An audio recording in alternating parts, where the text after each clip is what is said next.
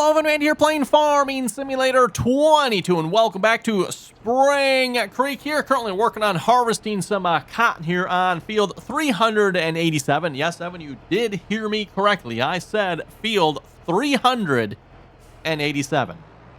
Wow. Again, for those of you not familiar with this map here, Spring Creek, Evan, is a 36x map. And maybe if you're not sure what that means, that simply means, Evan, that this map is 36 times bigger than a normal farming simulator map. A normal farming simulator map would be like the maps that come with the game, right? Or most of the maps out there are like normal sized. This one is 36 times bigger than those. So, yeah, give folks an idea how long it takes to drive across this map. For those who wondered, I have not even attempted to do that yet myself. I have not even tried to drive across this map here. As you've seen there, like the first episode, like as far as the equipment goes here, like I'm using the shop. What is the name of that mod again? It allows you to just like set where you want your equipment spawn, right? So like when you buy equipment, it shows up here, and that is exactly like shop deliveries mod. That's what it's called. The shop deliveries mod. So for those of you who wonder what mod I'm using for this, again, that is the shop deliveries mod. And again, that lets you set the delivery point for your equipment. Now, that does charge you an extra, I think it's 2.5%, if I remember correctly. Now, I'm not sure if that's like a Giant's 2.5% or if that's a real 2.5%. For those of you who understand Giant's math on some of their yield numbers, you'll hopefully get that 2.5% yield joke there. But anyway, yes, like I said, working on harvesting the cotton here this episode. We also... I don't know if we'll get that far out of them. We got a field of... Let me zoom out here a minute. Please wait. Still zooming. There we go.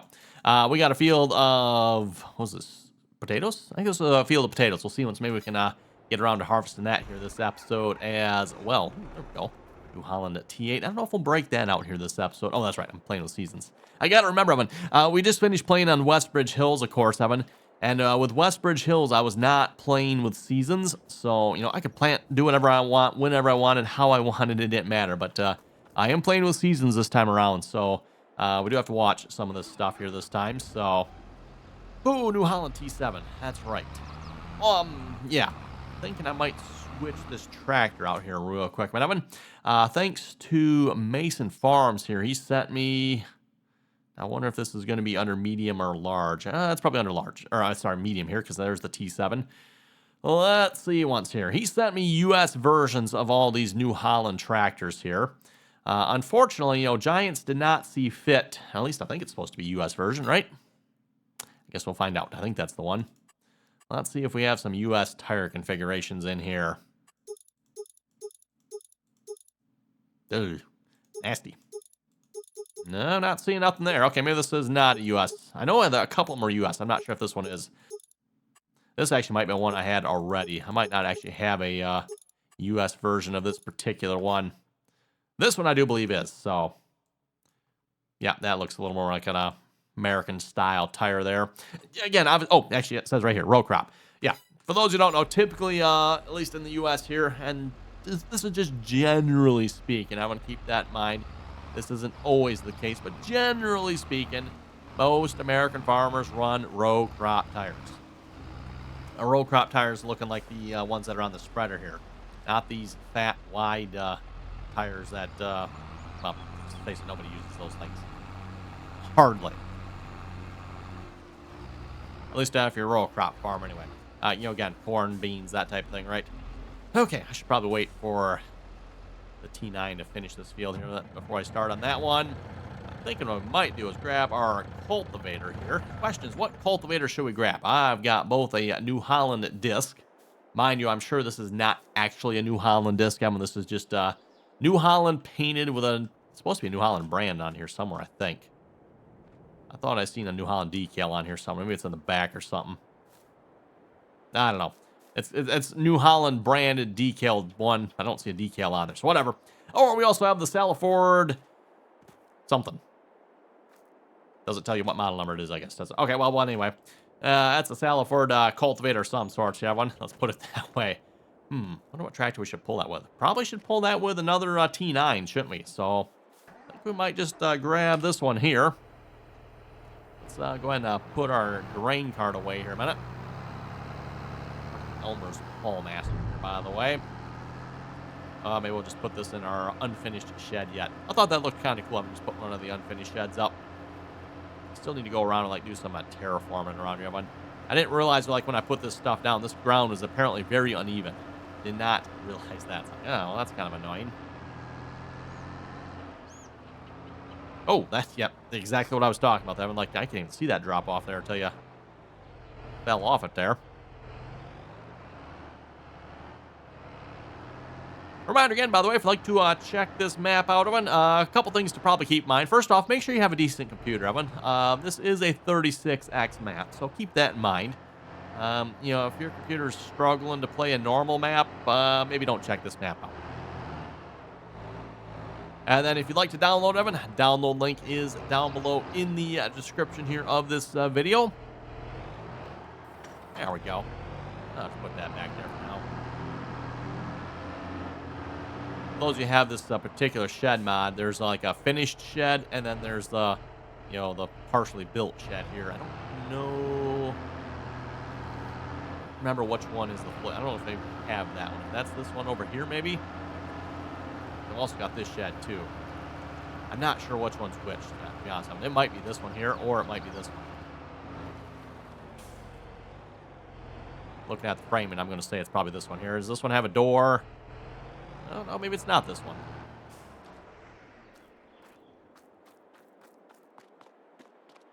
No, maybe not this one. Maybe it is that one. I don't know. Anyway, there is a finished and an unfinished version of that.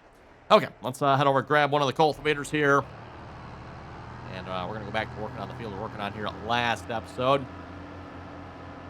Nothing ready to harvest yet here, by the way, everyone. We still have the big field of sunflowers. We got a field of corn.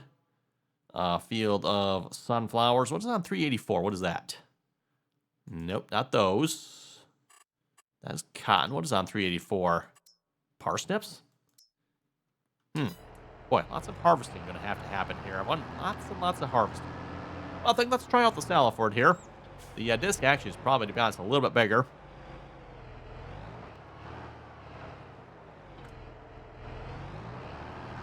But I'd like to try this one. You know, like the 7, it's not always about the largest piece of equipment. Sometimes it's about trying different stuff out. So this is the T9 645 here, by the way. I don't know that necessarily means this has 645 horsepower, everyone. Like the T9 700, I don't think the T9 700 actually has 700 horsepower either, I don't think, anyway. Oh, and yeah, for those of you who wonder, by the way, finished spreading the lime here in between episodes.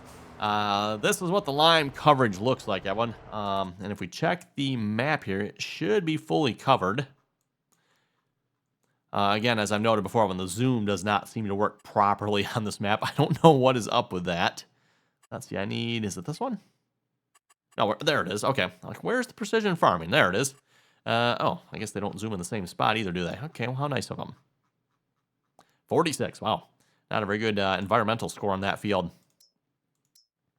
pH, so yeah, you can see when I'm according to this map here, the pH is good. I mean, you know, what you can do, right? I've got some theories as to why it is doing this here. I have one. I kind of want to try another spreader here, and I might do that here at some point. I'm going to just, we'll buy another spreader just to see what another spreader does. If another spreader does the exact same thing, everyone, then my theory is the pixel map for precision farming cannot, like, handle a map of this size. That is my theory, everyone. I don't think it's actually the spreader. I could be wrong. It could be the spreader. Maybe something is wrong with the spreader and causing this. Or, again, like I said a moment ago, my theory is it is actually... I've used this Salaford before, and I knew I remember there being something wrong with it. That's kind of what's wrong with it. It doesn't stay behind the tractor properly, does it? Means the mod author doesn't have something set up quite properly, unfortunately. Kind of annoying because it's like a really nice looking cultivator here, but oh, I don't know what that was about. see what's up. We might have to go back to the disc here real quickly. Keeps doing that. Nope, there it goes again. Yeah. Now it's sliding over. Sliding over a lot. The plow missed a little bit here. I have to talk with the hired workers about that one.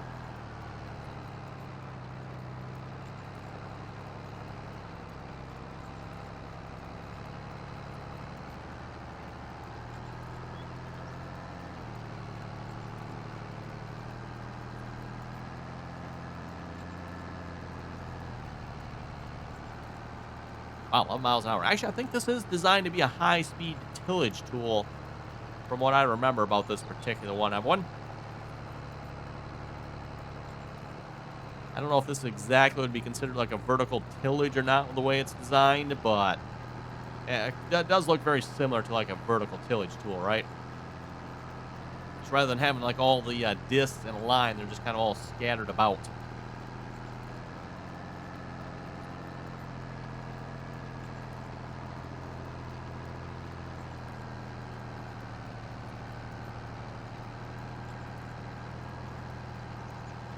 Yeah, that is definitely annoying. I've been trying to line up there. Wow. I mean, folks, I think we might just have to hit the disc here, because, yeah. I think we're going to do that, unfortunately. As much as I would like to use this, everyone, I remembered when I bought it, it's like, I know there was a reason why I don't use this. I couldn't remember what it was. I mean, you know, it's probably been like a year or two since I've used it. But yeah, there's definitely a reason. Again, like I said, kind of too bad, because, you know, the rest of the mod looks pretty good. I mean, yeah. I don't really see anything wrong with the mod that I can tell of one. Just, there's obviously something wrong with the scripting for the mod. And that is the thing. I've said this about modding before, one. When it comes to modding, there are so many facets you need to understand and know. That, I think, is what makes modding hard, Evan. Because you got people that are good at modeling in 3D. You know, so, again, whoever modeled this, Evan, and it's possible they downloaded the model too. But even if they downloaded the model, you still need to understand a little bit about it. So it looks like whoever did this, Evan, probably did pretty good with the 3D modeling. But then you also have to understand scripting, everyone. So now you have to understand both 3D modeling and scripting. And you have to be good at both.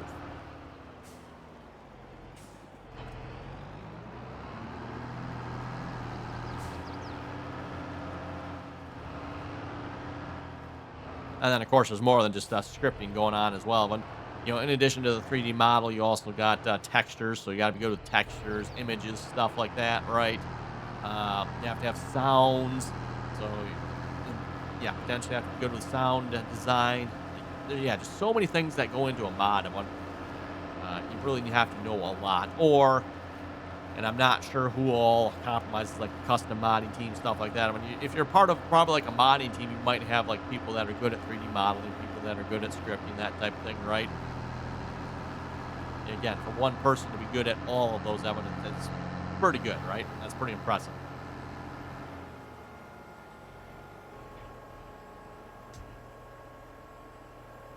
Oh, yeah. And this should be just a little bit wider here as well. It actually leaves the same, like, cultivating texture. I think this was actually maybe, what was this leaving behind here? Seedbed? No, actually, that is considered cultivated. Okay.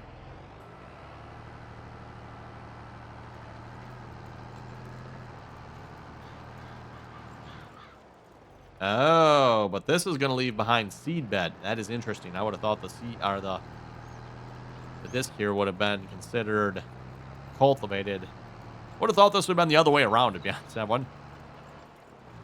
I would have figured the Saliford would have been seedbed, if anything, and then the disc here would have been cultivator. But just in my mind, everyone, the disc. I mean, yeah, don't get me wrong. A disc can leave a very nice finish sometimes, but usually it's not always like your final pass, right, everyone? Usually you're pulling some sort of finishing tool behind a disc, some sort of rolling basket, harrow, something like that, right, everyone? Versus the Saliford there, I believe that is actually designed to hopefully leave a smooth enough finish behind it that you don't need to run a finishing tool.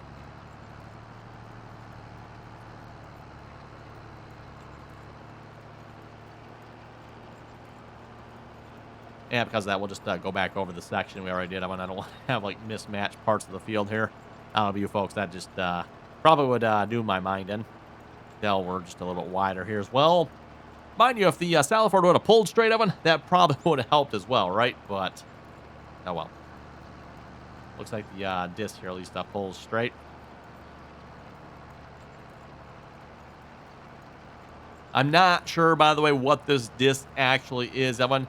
Again, like I said, I know it's just a disc that's been painted blue. I don't know if this is like a John Deere disc or I'm trying to think, what is the other brand name that makes a big disc?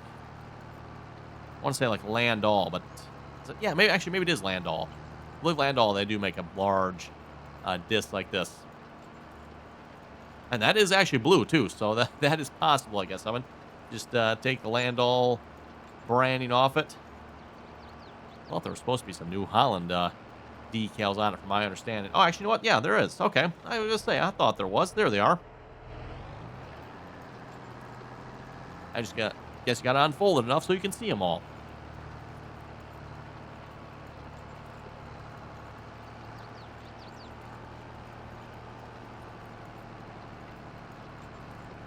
I'm hoping now, by the way, next episode, maybe we'll get into some actual harvesting here as well. Besides just the cotton we're harvesting here, and then hopefully maybe some potatoes as well.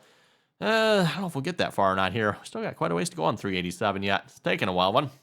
It's not the biggest of plows there. Although, as far as chisel plows are concerned, that is a good-sized chisel plow.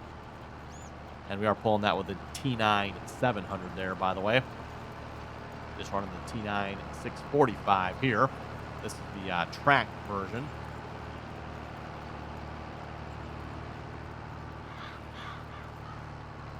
Now, I forget who said it here in the comments, but someone in the comments said they thought they called these the smart tracks.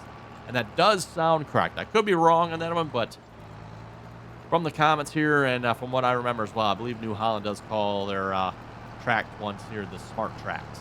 I'm not sure what's smart about them, but they are definitely a slightly different design, if you ask me, compared to, say, John Deere or Case or I'm trying to think any other tracked machines out there. Who else makes a tracked machine? I know Kloss makes one. But then they got like the flat, or you just call them horizontal tracks. They're not triangular.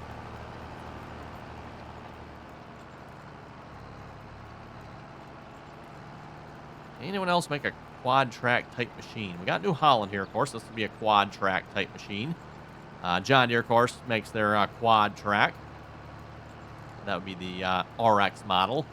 And then, of course, Case have their actual, like, quad track. Literally what they call it, quad track. Although that quad track, of course, Evan, if you're familiar with, like, the spelling of it, it is technically slightly misspelled, I guess, right? Probably a trademark thing there, if I had to guess.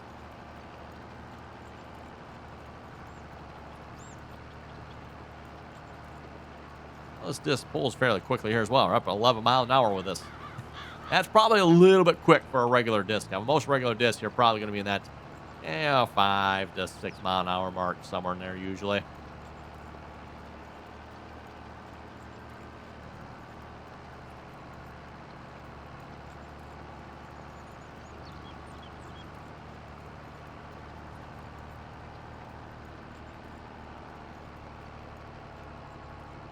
I was looking at the lime here. It's like, oh, wait a minute. You know what? I was liming the field at the same time I was plowing one.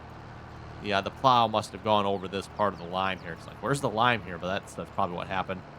But yeah, if you look all across Evan, you can see, like, what in the world is going on with that lime? That's a very good question, Evan. I don't know. Again, I am just going to go with the assumption it's probably something to do with precision farming.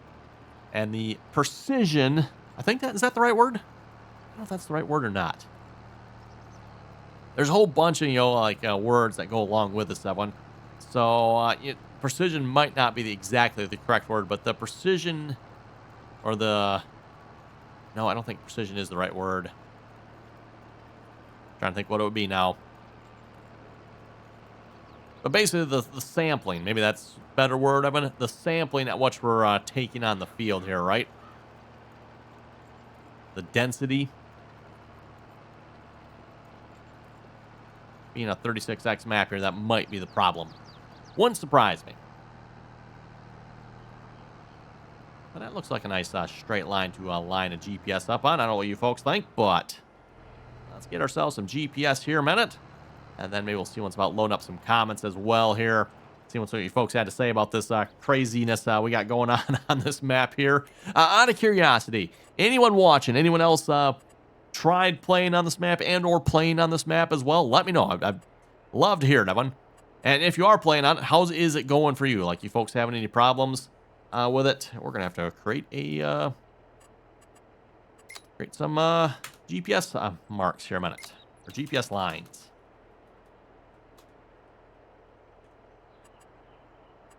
Saying, yeah, but I don't need to save it to farm. Oh, not 990, 90. There we go. Much better.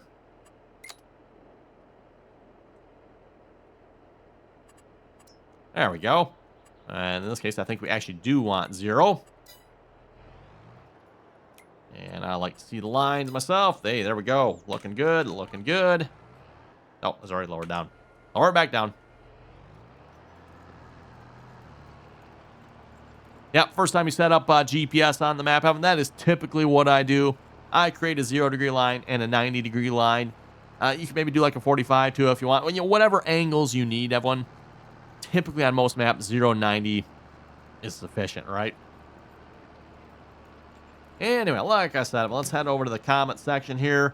And again, if you folks are playing on this map, let me know. Throw some comments down below. Love to hear what you folks are thinking, and yeah, if you played on the map, how it's going for you.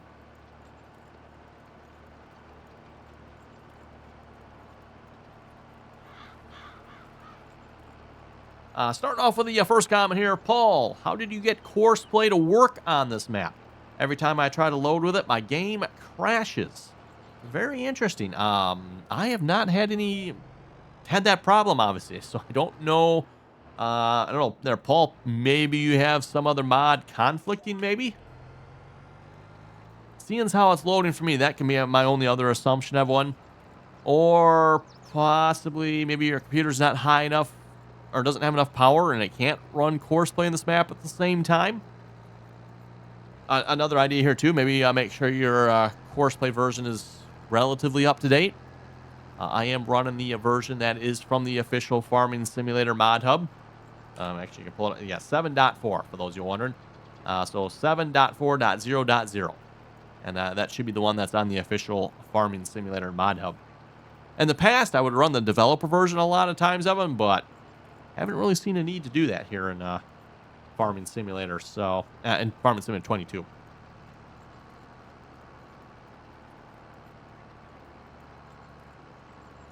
Oh, Mason did some math here.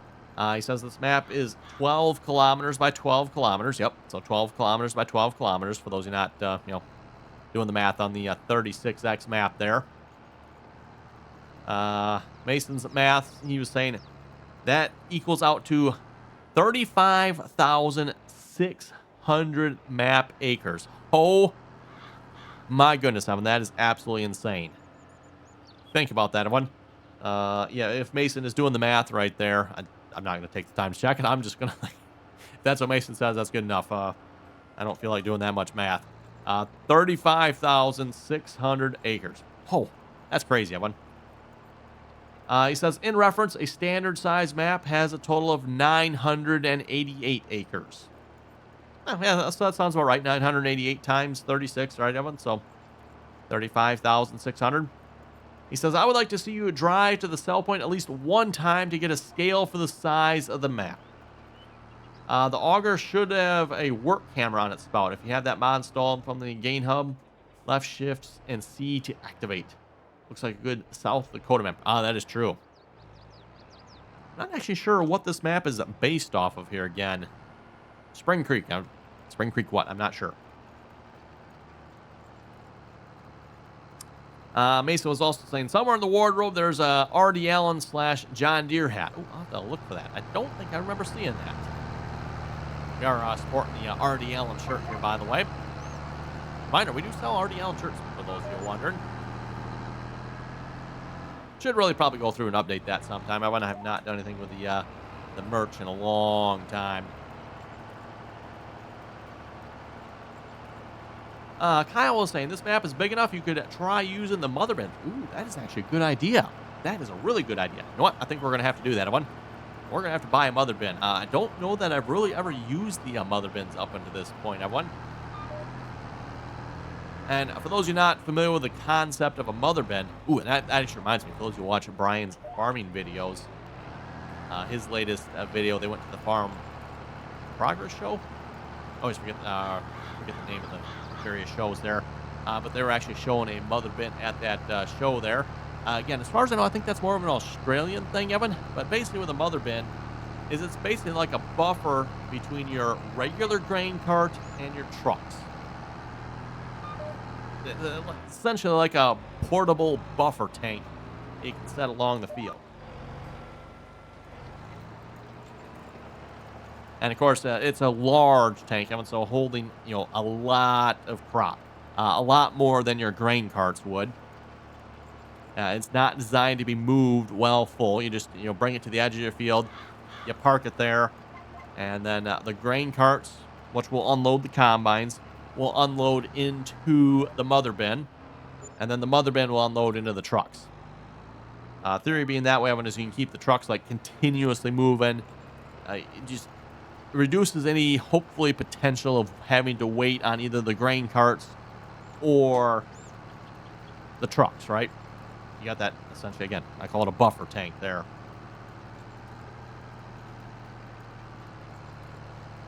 Norton was saying, I think there's a trigger to open up the top on the grain bins. Those augers are cool to use, but can be frustrating if they start walking around when unloading. Yeah, that is always a very possible reality there. And I'll have to check. Maybe there actually is a way to open the top on the grain bins. If you walk around the bins, maybe they actually have a trigger. I didn't think to actually check that. Dustin was saying you need to do a vintage survival. That actually would be a good one. Not on this map, though, I don't think. Christopher was saying, I like the map. My console can't handle that. Yeah, I don't think the consoles are going to be getting this map. I think that's a fairly safe bet on that one, everyone.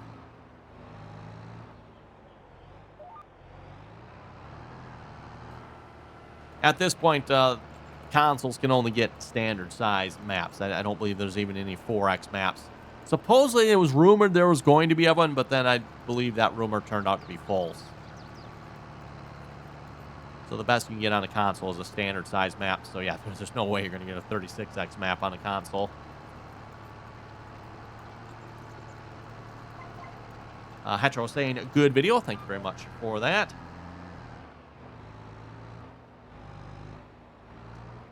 Kilton was saying, there's a drive-over conveyor on the mod hub for belly dump trailers. Makes it easier to unload. Yeah, I think she sounds like a good idea. That would make it a little easier. Sean, I think, don't we have a, I think we have a drive-over one, don't we? Going to check.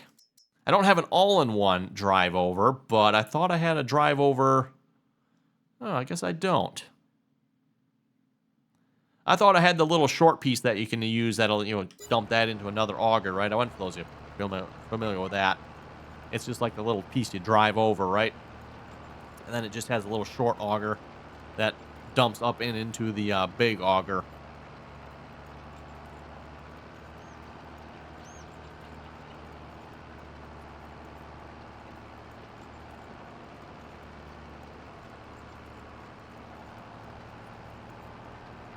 Kate was saying, love the videos. Let's get you to 100,000 subscribers. Hey, that would be cool one. We are, I have to go look in. I think we are close to 100,000 subscribers. So if you folks aren't already subscribed, don't forget to click that subscribe button. Always very much appreciated. Oh, we're going to make Mathos proud here. We're going to go get this little narrow strip missing. Ooh, probably an autosave. Yep, autosave complete. Autosaves on this map are brutal, by the way. Loading this map is even kind of brutal. It takes a few minutes to load this map, for those of you wondering, by the way. Tim was saying, good video. Thank you very much for that again. I think your line spreader was doing that because of precision farming. The level it needed to add was going up and down. If you look at the bar on the top left of your screen, ooh, I wasn't even paying attention to that. I probably should have looked at that. Hey, we're making nice short work of this field, though. Oh, pretty quick here.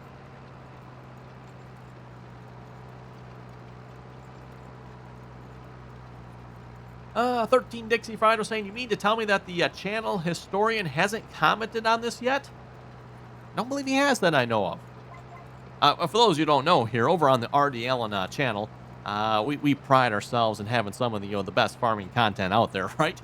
We have ourselves a channel historian to check my facts, because well, you folks know how that one goes. And then of course we also have a field quality manager, and I'm telling you folks, he takes his job very seriously. In fact, I'm pretty sure he took his job so seriously here back on Westbridge Hills. For those who remember, I missed like 2 hoe. Well, okay, I shouldn't say I missed. Hired worker missed like 2 hoe rows, Evan. We didn't hear from the field quality manager for like months. Pretty sure he passed out and died of a couple heart attacks, aneurysms, brain seizures. I'm not sure what was happening, but pretty sure he was having a mental breakdown when he seen that. Yeah, probably not a good job to have being a field quality manager for the RDAllen channel, Evan. Anyway, speaking of which, though, I just looked over at the time, Evan. It is time to wrap it up here for this episode. So on that note, you folks have any comments or questions, be sure to leave them down below. And as always, Evan, thanks for watching. Until next time.